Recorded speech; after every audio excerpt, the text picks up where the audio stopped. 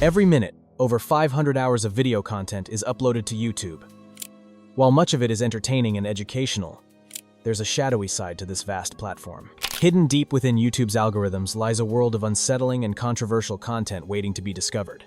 From channels hiding horrific secrets to footage that captured unimaginable tragedy, join me as we navigate the creepy underbelly of the world's largest video sharing site. Welcome to YouTube's darkest corners. Story number 1. Former Boy A's Confession. YouTube has been around so long that sometimes old stories find new ways to resurface. Videos that look ordinary at first, but carry something heavier once you know where they came from. A few years ago, a small Japanese channel appeared with a single upload. Its title translated to Former Boy A's Sin and Confession. To most people, it wouldn't be given a second thought, but anyone familiar with that name would recognize it instantly. Boy A was the pseudonym given to a 4-year-old boy who in 1997 committed one of Japan's most horrific crimes. And after decades of silence, someone claiming to be him had returned to speak again, but this time on YouTube.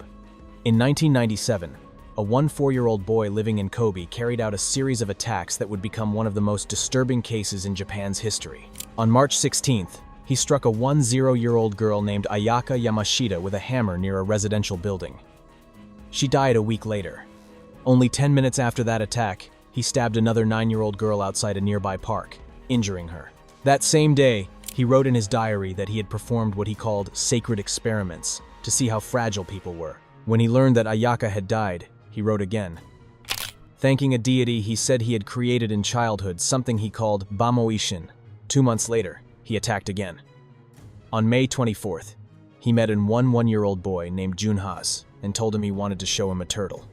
He led him to a wooded area and strangled him with his shoelaces. The next day, he returned to the scene, decapitated the body, and took the head with him. Early the next morning, he left the head outside the gate of a local junior high school. The eye sockets were empty, and each had X-shaped cut marks. The mouth was cut open to the ears, and there was a note on the tongue. It read, "Now the game begins. Stupid police officers try to stop me. I find killing extremely enjoyable. Samurok." He signed it Sakakibara, the school murderer. Police believed at first that the killer was an adult. The writing was formal, and the language seemed educated. But a few weeks later, they traced the note back to a 4-year-old boy named Shinichiro Azuma. When questioned, he confessed.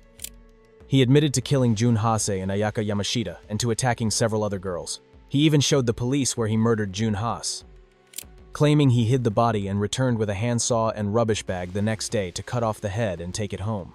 It's even reported he drank the blood he had collected in the bag, played with the head, and even ejaculated on it before cleaning it and disfiguring it. He was charged with murder and placed in a juvenile facility. Not much is known about his early childhood, but it's clear that his fascination with violence began young. By elementary school, he was already torturing and killing animals.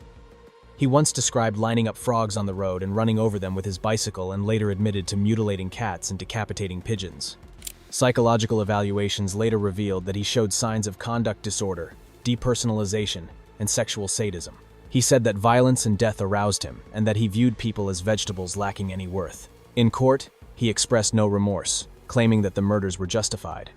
He was sentenced to an indefinite stay at a juvenile medical training school and finished his rehabilitation after 6 years, released at the age of 21. Under Japan's juvenile law, his identity was hidden, and from that point on, he was referred to as Boy A. His real name, Shinichiro Azuma, was only made public later through tabloid leaks. In 2015, Azuma resurfaced. He released a book titled Zeka, where he wrote about the murders in explicit detail and claimed to express regret. The book was banned in some stores, but it still became a bestseller.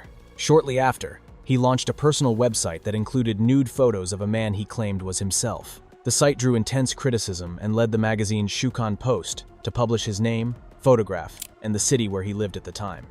For most people, that was the end of the story. The case disappeared from the news, and the person once known as Boy A faded from view. But years later, his name appeared again, not in headlines, but on YouTube.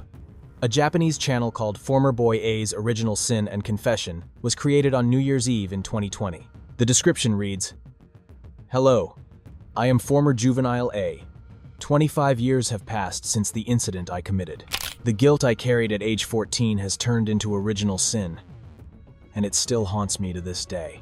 There's only one video on the channel simply called Hello. A text-to-speech voice reads a message in Japanese while a single symbol sits in the center of the screen, the same one that once appeared on his personal website. The video itself is only a minute long. The line that stands out most is when he says his voice is cursed by red and white. In Japan, those colors are usually seen together during celebrations. Red represents life and vitality. White is purity, but it is also used in funerals and mourning. Together, they symbolize both life and death. So when he says he is cursed by red and white, it could be a way of describing that balance, the idea that he's alive but bound to the deaths he caused, that what he did still follows him even after 25 years. The writing on the channel is almost identical to what appeared on his website and in his book, and the symbols are exactly the same. There's no way to know if the person behind the channel is really Boy A. It could be him, or it could be someone pretending to be. In the video, he said he was planning to start something on YouTube. But 3 years later, that never happened. The channel remains empty, frozen on that single message. But maybe that was the point, to leave one final message. To just disappear once again. Story number 2, the Tianjin explosion footage. The Tianjin explosion is one of those events that's hard to forget. It happened on the 12th of August 2015 and shook not just the city of Tianjin, but the entire world. Imagine this. A quiet night suddenly interrupted by a massive explosion so powerful that it was seen from space. That night, a series of explosions occurred at a chemical warehouse in the port area of Tianjin, China. The first explosion hit at around 11:30 p.m. Just 30 seconds later, a second much larger explosion followed. This second blast was the equivalent of 21 tons of TNT, creating a fireball that lit up the night sky and caused shockwaves that were felt miles away. The destruction was immense. Buildings were flattened, cars were tossed around like toys, and windows shattered in every direction. Witnesses described the scene as something out of a disaster movie, with flames reaching hundreds of meters into the sky and debris raining down like fiery hail. So what caused this catastrophe? Dry nitrocellulose.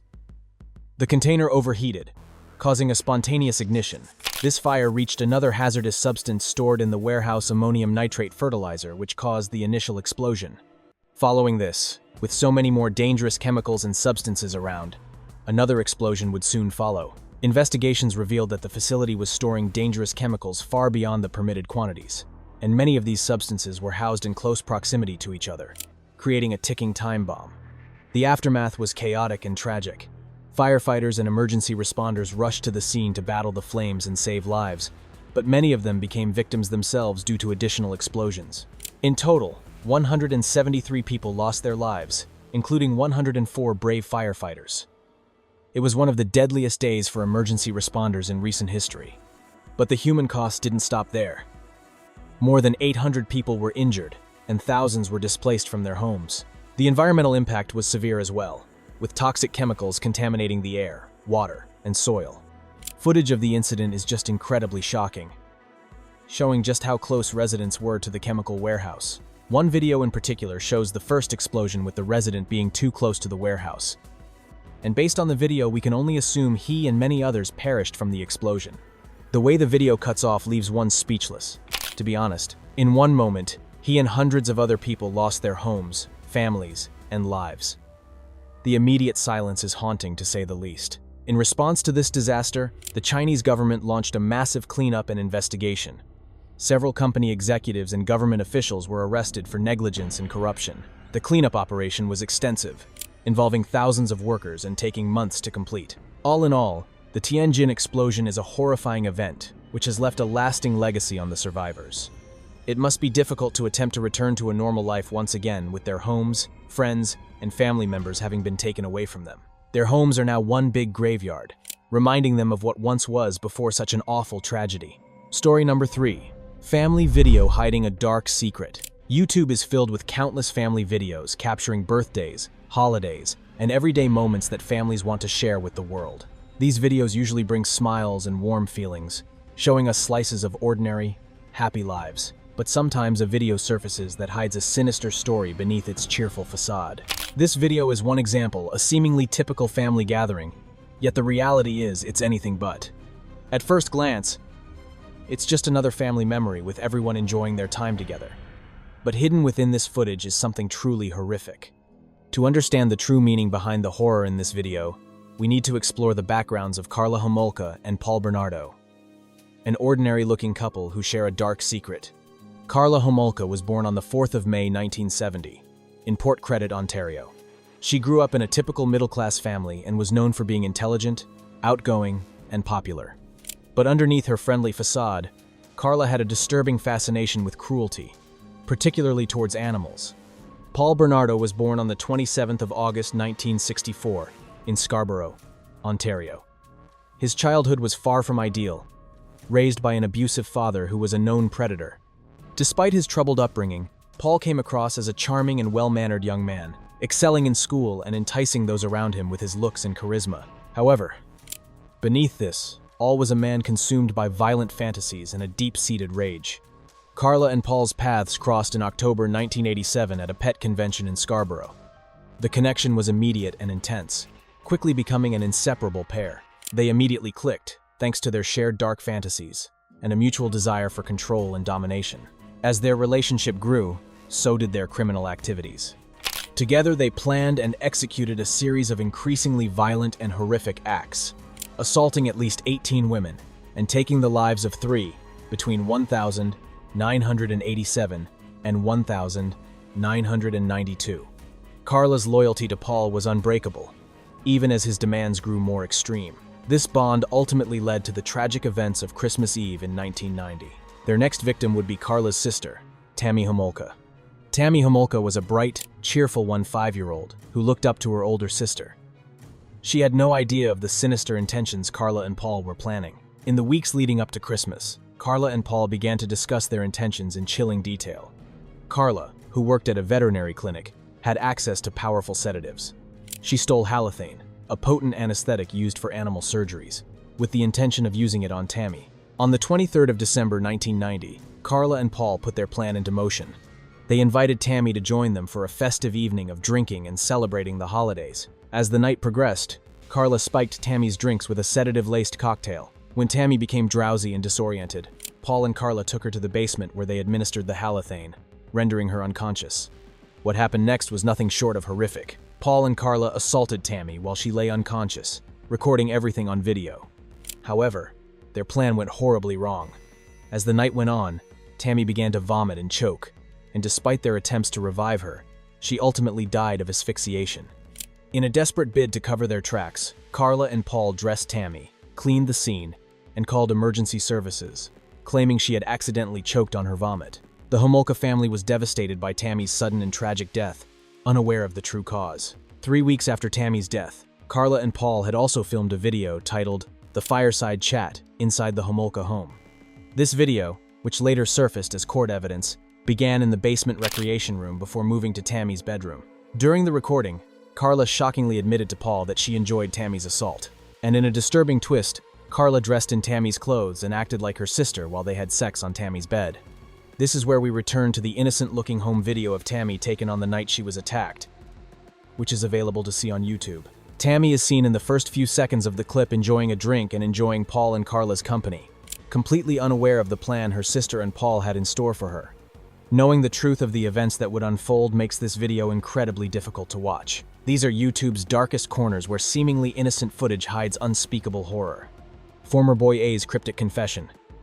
The Tianjin explosion captured in its final moments. A family video concealing a monstrous crime. Each upload tells a story far darker than anyone could have imagined. The platform that hosts billions of harmless videos also preserves these chilling reminders of humanity's darkest moments. Which story disturbed you most? Drop a comment and subscribe for more investigations into the content that lurks in YouTube's shadows.